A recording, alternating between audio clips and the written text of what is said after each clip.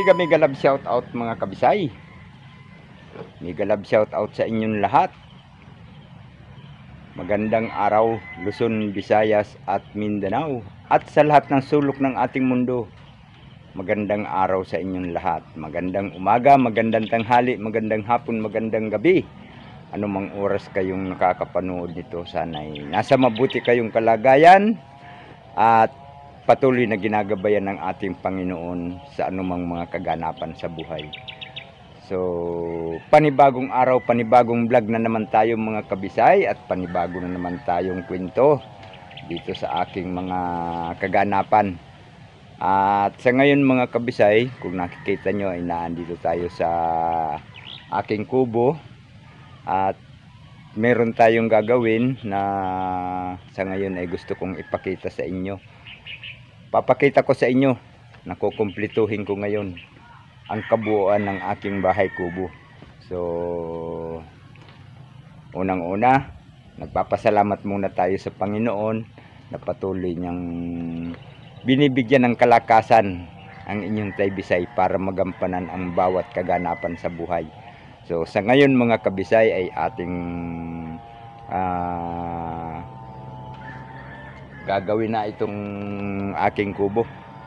Or ako lang pala, dahil ako lang naandito sa malapit sa kubo eh. So, habang nanonood kayo dyan, sana tapusin nyo ang bidyong ito. At yung bago pa lang dyan sa aking channel, sana ay mag-like kayo, then i-subscribe, then i-hit nyo na rin ang notification bell nang palagi kayong updated sa mga bago kong i-upload. At i-share nyo na rin para naman magkaroon tayo ng magandang kaganapan. Alright mga kabisay, at tayo ay kung makikita nyo, yung aking kubo ay nalagyan na natin ng mga nakumpleto na natin sa dingding, sa kanyang ipit, mayroon na. Wala pa nga lang sira ang bintana at ang kanyang ayan, ang pintuan niya ay bukas pa, wala pang sira. At ang mga bintana wala pa rin. So yun ang gagawin natin mga kabisay, at samahan nyo ako. Papakita ko sa inyo ang aking mga gagawin. Alright? At ayun nga mga kabisay, andito na yung aking mga gagamiting kahoy. Ayan. At gagawin na natin ito ngayon para makumpleto naman itong aking kubo, na magkaroon na siya ng sira. At kung sakaling may ilagay tayo dito, ay wala nang ibang makikialam kundi ang inyong Taybisay na lang. Alright mga kabisay, samahan nyo ako habang ginagawa ko itong aking sira ng aking pinto, yung lock natin. At sana ay naandyan kayo hanggang matapos ang bidyong ito. Alright mga kabisay, abang-abang at tayo ay gagawa muna. At ayan, nakaready na ang aking gamit. Naandyan na rin ang kahoy na gagamitin. So, ang paggawa na lang. Alright, abang-abang. So, mga kabisay, at mayroon na tayong nabuo na isang piraso. Ayan.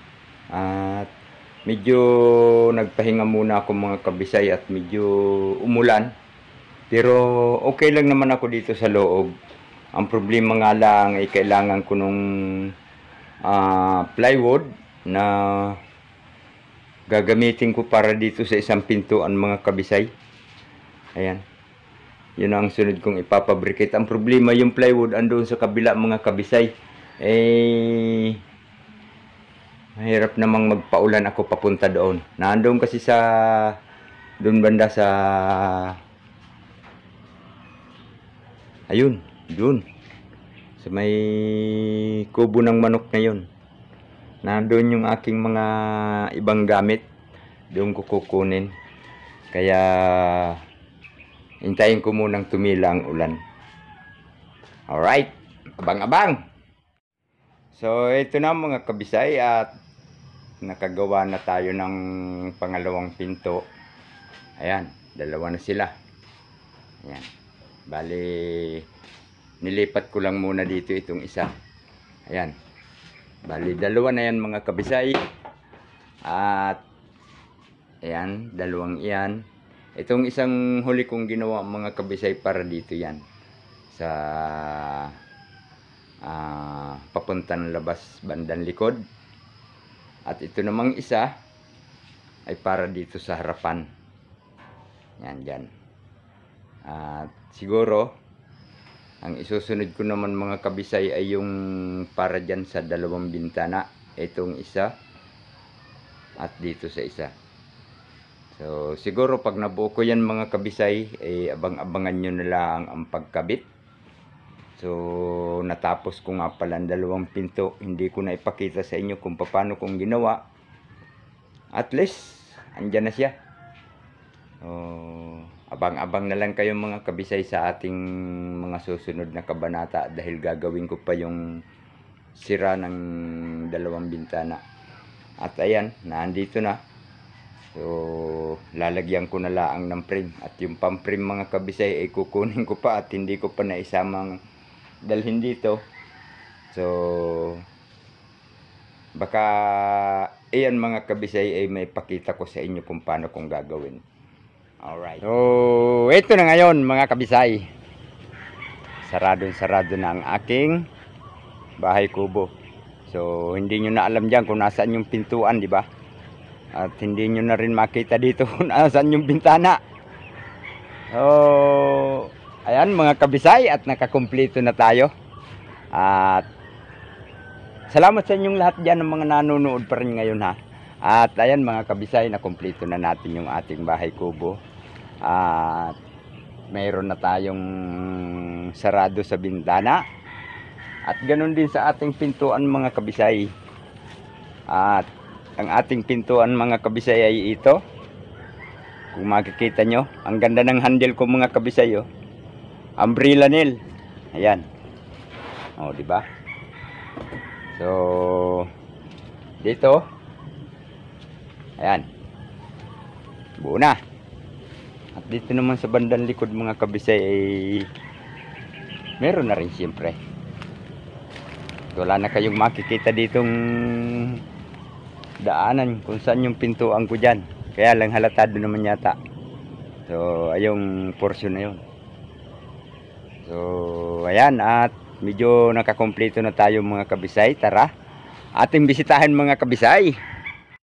Bago nga pala natin tingnan ang loob mga kabisay, gusto ko lang sa inyong i-remind ang kanyang figura ngayon. Ayan. At medyo natutuwa ang inyong taybisay dahil kompleto na. Pwede nang dyan ako matulog mamayang gabi. At siyempre meron tayong isa pang kailangan dito na ngayon ay dumating na. At mamaya ikakabit ko na siguro yun mga kabisay. So ating tingnan dito sa loob mga kabisay. At ito nga pala ang aking pintuan. At ang stopper ko mga kabisay ay original yan ha. Ayan o, galing yan Brazil. In-order ko yan nung isang araw. Medyo matagal-tagal nga lang na process, kaya ngayon lang nakabit. Alright. Oh, ayan. Diba? So yan. Ay, medyo magulo pa nga lang dito sa aking loob ng aking kubo mga kabisay. Andyan pa yung mga gamit ko naghambalang. Kasi katatapos ko nga lang. At ayan, gayon din sa papuntang likod. Siyempre, may stopper din yan. Ayan. Galing din yan sa Brazil mga kabisay. At ang ating bintana ay ito. Ayan. So, ating buksan mga kabisay. Original tong aking tukod mga kabisay. Galing Taiwan. Si Unikayas ang nagpadala nito mga kabisay. Shout out Unikayas. Ayan. Bukas na. So, di ba? At dito sa kabila, siyempre, buksan din natin. Para makita nyo. Ayan, mga original ang aking tukod. Galing Taiwan mga kabisay. Galing Taiwan sa likod.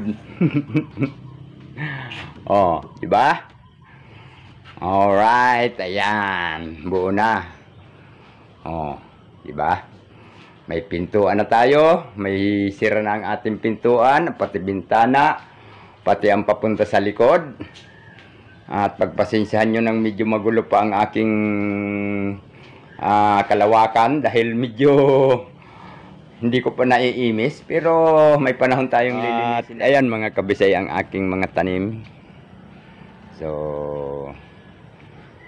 makakapag-focus na ako dito mga kabisay dahil natapos na itong aking kubo. At ayan, kung makikita nyo, o di ba? Okay na. Alright, itong aking bahay kubo nga pala mga kabisay ay tatlong hapon ko nang ginagawa itong pintuan na itong mga kabisay. Pinagdugtong-dugtong ko na lang dito para walang hassle. At ayan, nakita nyo naman. So kita-kita na lang tayo sa ibang mga vlog ko mga kabisay. Alright. So maraming salamat sa inyong lahat mga kabisay. Lalong-lalo na sa mga nakarating na naman dyan sa dulo ng aking video. At sa palaging sumusubaybay sa bawat yugto ng aking pakikibaka dito sa aking mga halaman. Lalong-lalo na sa mga kaganapan ko dito sa lugar ng Tiaong. So ayan mga kabisay, maraming salamat sa inyo, sa lahat ng mga suporta nyo, saan man kayo naroon sa sulok ng ating mundo. Walang ibang sinasabi ang inyong Tay Bisay. Laging mag-iingat, laging magdarasal ng patuloy tayong patnubayan ng ating puong may kapal at ilayo sa anumang kapahamakan at bigyan ng matatag na kalooban sa anumang hamon at pagsubok sa ating mga kaganapan. Alright, maraming salamat mga kabisay. Mega love shout out sa inyo and God bless us. Bye bye.